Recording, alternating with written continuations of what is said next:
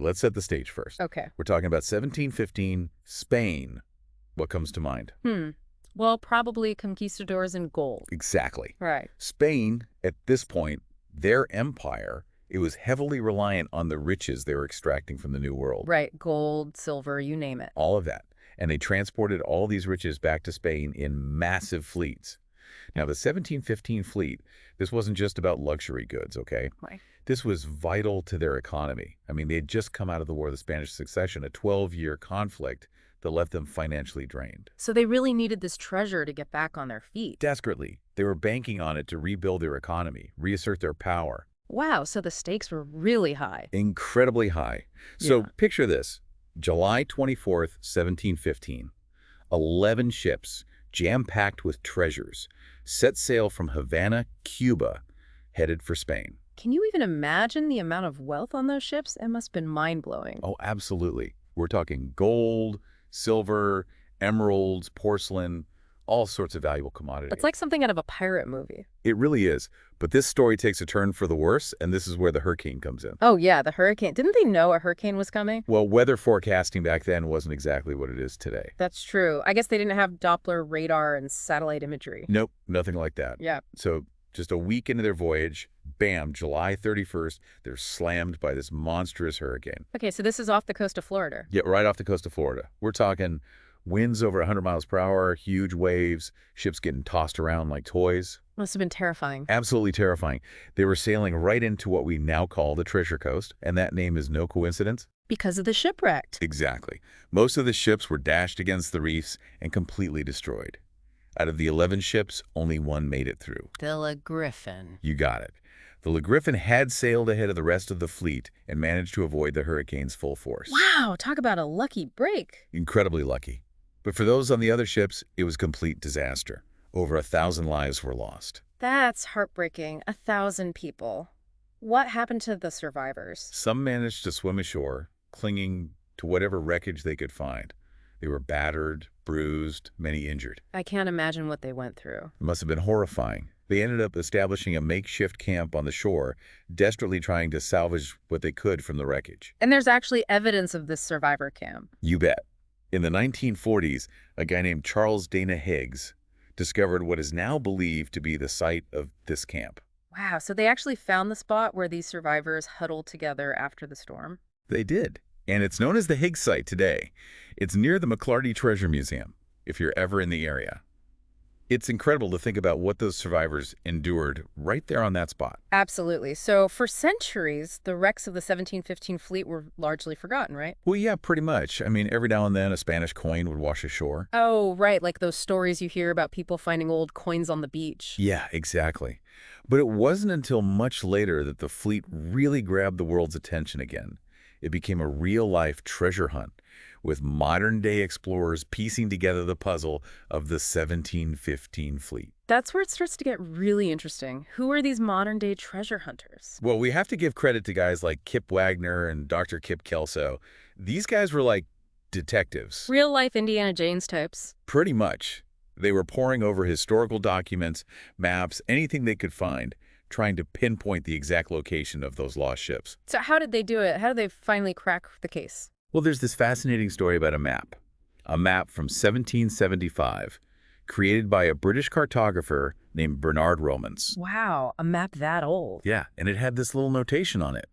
Turns out it marked the approximate location of where the 1715 fleet went down. No way. They found the fleet because of a tiny note on a 200-year-old map. It's amazing, right? It just goes to show you, sometimes the most valuable clues are hidden in plain sight. I love that. So their research confirmed that the wrecks were indeed off the coast of Florida, in the area now known as the Treasure Coast. Bingo. It all lined up perfectly. Their work basically reignited the legend of the 1715 fleet and launched a whole new wave of exploration and treasure hunting that's still going on today. That's incredible. But before we get into the modern-day treasure hunters and what they found, I think it's important to pause for a moment and remember the human cost of this tragedy. We're talking about over 1,000 lives lost in that hurricane. Absolutely. It's easy to get caught up in the excitement of the treasure, but we can't forget the real people who perished in this disaster. It's a somber reminder that history isn't just about dates and facts. It's about real people and the impact that events have on their lives. Well said. And, thinking about those 1,000 lives lost, the impact of that loss, it went way beyond just those individuals. Right. It must have had a huge impact on Spain as a whole, losing all that treasure. Oh, absolutely. We're talking about a major blow to their economy. They were already struggling after that long war. The War of the Spanish Succession, Yeah, yeah. exactly. They were counting on the wealth from the 1715 fleet to help them recover, to reestablish their dominance. And without it. It set them back decades. They lost their momentum, their ability to invest in their colonies. So it wasn't just the immediate loss of the gold and silver, it was the missed opportunity for future growth. Precisely. And their rivals, especially England, they were watching all of this unfold. They saw an To opportunity. swoop in and take advantage of Spain's weakness. Exactly. And that's basically what happened. The loss of the 1715 fleet really accelerated Spain's decline as a global power. Wow. It's incredible to think that one hurricane, one event, could have such far-reaching consequences. It really is a testament to how interconnected history is. One event can trigger a chain reaction that shapes the course of empires. So we've talked about the historical significance, the impact of the loss, but let's be honest, a lot of people are fascinated by this story because of the treasure. Oh, absolutely. The allure of the treasure is undeniable. It captures the imagination, sparks dreams of adventure, and of striking it rich. Exactly. So let's talk specifics. What kind of treasures are we talking about here? What have they actually found? We're talking about a whole spectrum of artifacts, each one a little window into the opulence of the Spanish Empire. Remember in that YouTube video, John Brandon talked about finding that silver bar? Oh yeah, the one with the king's tax already marked off on it. That's the one. It just blows my mind, holding a piece of history like that, knowing it was part of this massive fleet that met such a dramatic end. A direct link to the past. Totally. And then there are the finds that are just breathtakingly valuable. Like in 2015, this family of treasure hunters, they discovered a gold filigree pyx. What? A pyx, it's a Okay. container. It's used to hold communion wafers in the Catholic Church. Okay, and this one was made of gold. Solid gold, and it was incredibly ornate. Right. They estimated its value at over $500,000. A $500,000 container for communion wafers. That's wild. Talk about extravagance. It just shows the wealth and the devotion of the Spanish Empire at that time. And that's not even the most impressive find. Back in 2013, a team recovered a gold necklace, just stunning, with 51 emeralds and 11 gold coins. Hold on. 51 emeralds. 51. It's believed to have belonged to a Spanish aristocrat, and its estimated value is over $1 million. Okay, now that sounds like something straight out of a pirate movie.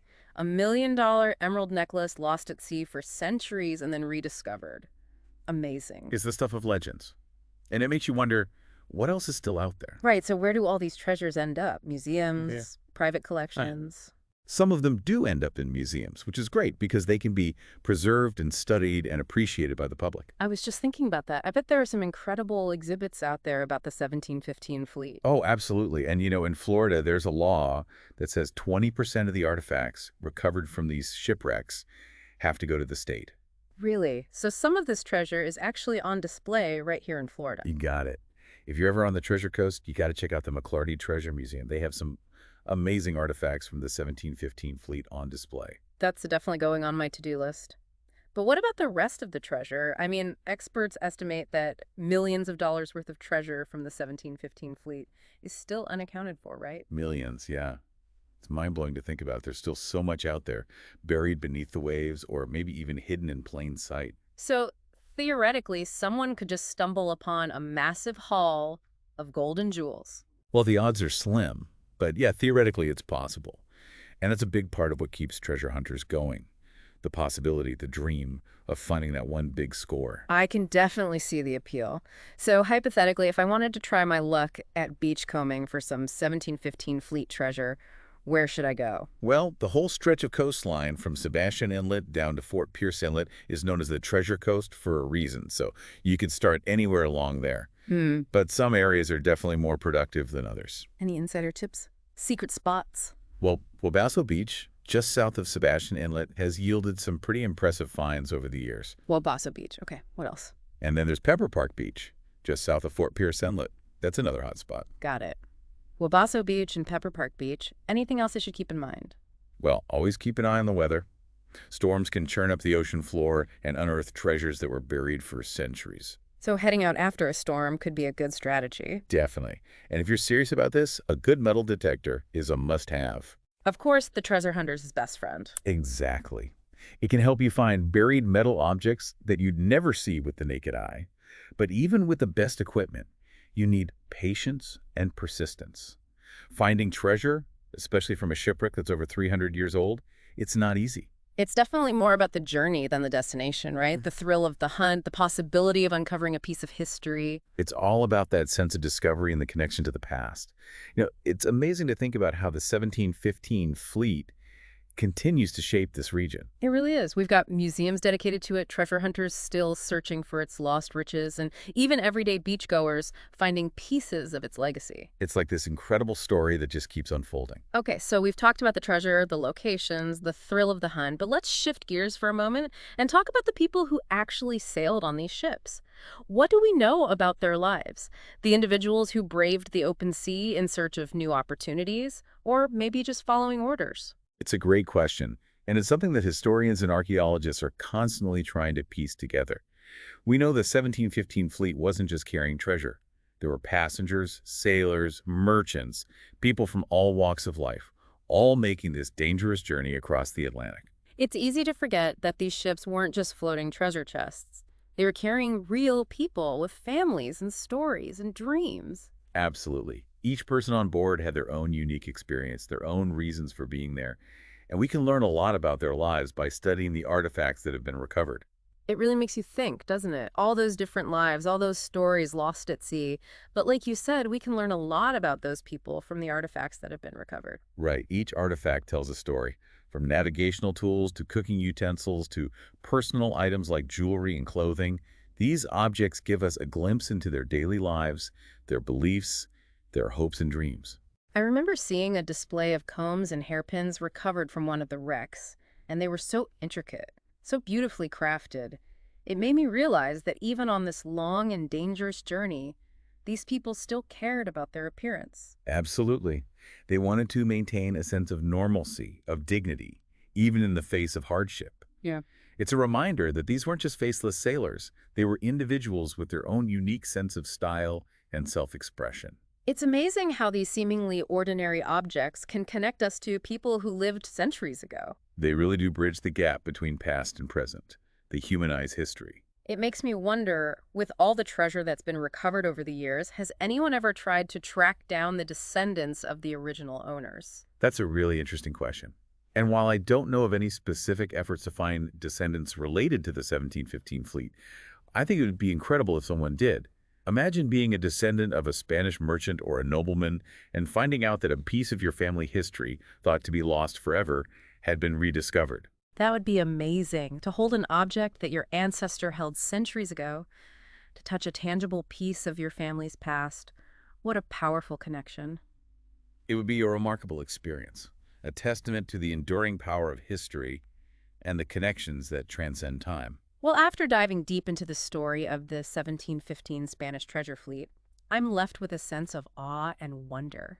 It's a story of adventure and tragedy, the allure of treasure, and the fragility of life. It really is a captivating story, and it reminds us that history isn't just about dates and facts. It's about real people and the impact that events have on their lives. It's a story that continues to unfold even today, with treasure hunters still searching for those lost riches, and who knows what treasures are still waiting to be discovered. Exactly. And it makes you wonder, what other secrets are hidden beneath the waves, waiting to be uncovered? That's a great question to ponder. Thanks for joining us on this deep dive into the 1715 Spanish treasure fleet. Until next time, keep exploring.